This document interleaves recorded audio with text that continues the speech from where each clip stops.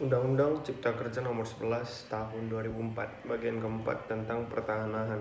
Paragraf pertama, Bank Tanah. Pasal 125 ayat 1. Pemerintah pusat membentuk Badan Bank Tanah. Ayat yang kedua, Bank Tanah sebagaimana dimaksud pada ayat 1 merupakan badan khusus yang mengelola tanah. Ayat yang ketiga, kekayaan Badan Bank Tanah merupakan kekayaan negara yang dipisahkan. Ayat yang keempat, Badan Bank Tanah berfungsi melaksanakan perencanaan, perolehan, pengadaan, pengelolaan, pemanfaatan, dan pendistribusian tanah. Ayat yang pasal 26. Ayat yang pertama, Badan Bank Tanah menjamin ketersediaan tanah dalam rangka ekonomi berkeadilan untuk A. Berkepentingan umum, B. Kepentingan sosial, C. Kepentingan pembangunan nasional, D. Pemerataan ekonomi, E. Konsolidasi lahan, dan reformasi agraria. Ayat yang kedua, ketersediaan tanah untuk reforma agraria sebagaimana dimaksud pada ayat 1 huruf F paling sedikit 30% dari tanah negara yang diperuntukkan Bank Tanah. Pasal 27. Badan Bank Tanah dalam melaksanakan tugas dan wewenangnya bersifat transparan, akuntabel, dan non-profit. Pasal 128. Sumber kekayaan Badan Bank Tanah dapat berasal dari A. Anggaran pendapatan dan belanja negara, B. Pendapatan sendiri, C. Penyertaan modal negara, D. Sumber lain yang sah sesuai dengan ketentuan peraturan perundang-undangan. Ayat yang ke-29.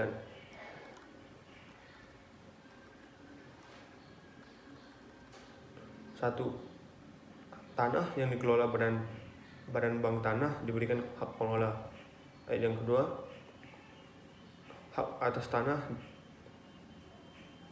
di atas hak pengelolaan sebagaimana dimaksud pada ayat 1 dapat diberi hak guna usaha, hak guna bangunan, dan hak pakai. Ayat 3, jangka waktu hak guna bangunan di atas hak pengelolaan sebagaimana dimaksud pasal ayat 2 pada ayat 2 dapat diberikan perpanjangan dan pembaharuan hak apabila sudah digunakan dan atau dimanfaatkan sesuai dengan tujuan pemberian haknya.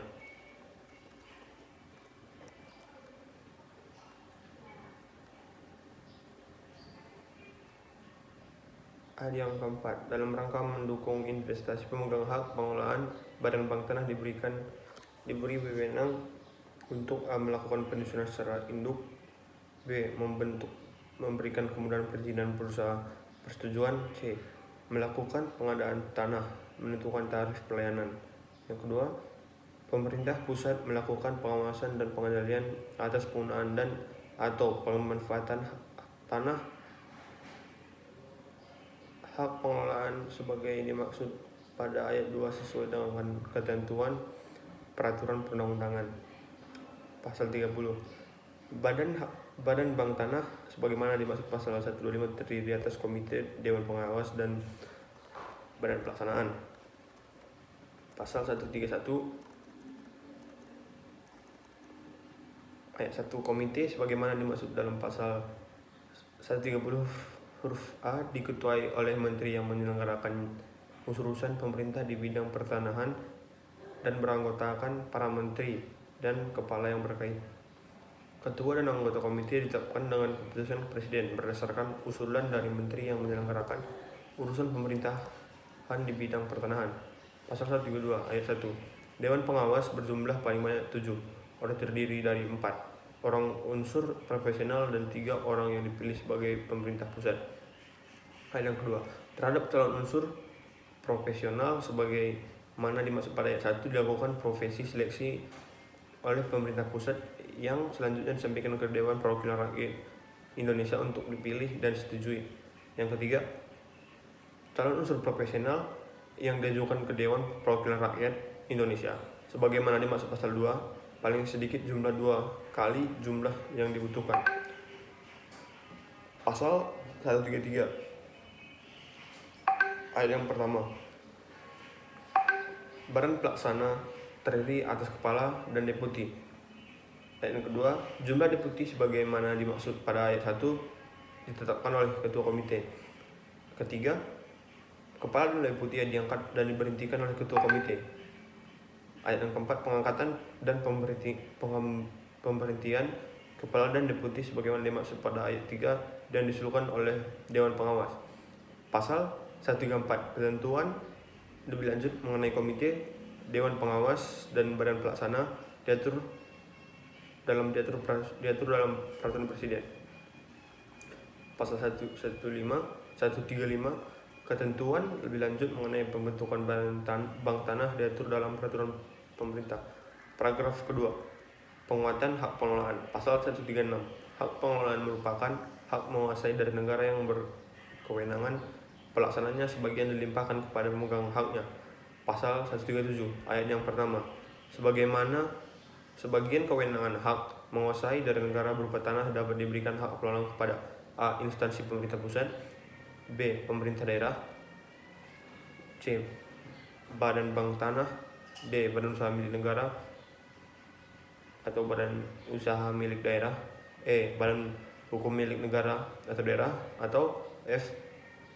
Badan hukum yang ditunjuk oleh pemerintah pusat. Ayat yang kedua, hak pengelolaan sebagaimana dimaksud pada ayat 1 diberikan kewenangan untuk A. Menyusun rencana peruntukan, penggunaan, dan pemanfaatan tanah sesuai dengan rencana tata ruang, menggunakan dan memanfaatkan seluruh atau sebagian tanah hak pengelolaan untuk digunakan sendiri atau dikerjasamakan dengan pihak ketiga. C. Menentukan tarif dan menerima uang pemasukan atau ganti rugi atau uang yang diwajibkan tahunan dari pihak ketiga sesuai dengan perjanjian. Ayat yang keempat, pemberian hak pengelolaan sebagaimana dimaksud pada ayat 1 diberikan atas tanah negara dengan keputusan pemberian hak atas tanah negara.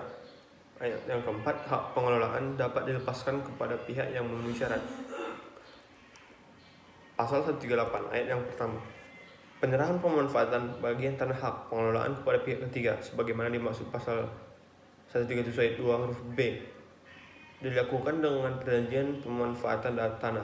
Ayat yang kedua, di atas tanah, hak pengelolaan yang pemanfaatannya diserahkan kepada pihak ketiga, baik sebagian atau seluruhnya, dapat diberikan hak guna usaha, hak guna bangunan, atau hak pakai sesuai dengan ketentuan perundang-undangan. Ayat yang kedua, jangka waktu hak guna bangunan di atas hak pengelolaan sebagaimana dimaksud pasal 2 ayat 2 dimaksud ayat 2 dapat diberikan perpanjangan dan pembaharuan hak apabila sudah digunakan dan dimanfaatkan sesuai dengan tujuan pemberian haknya.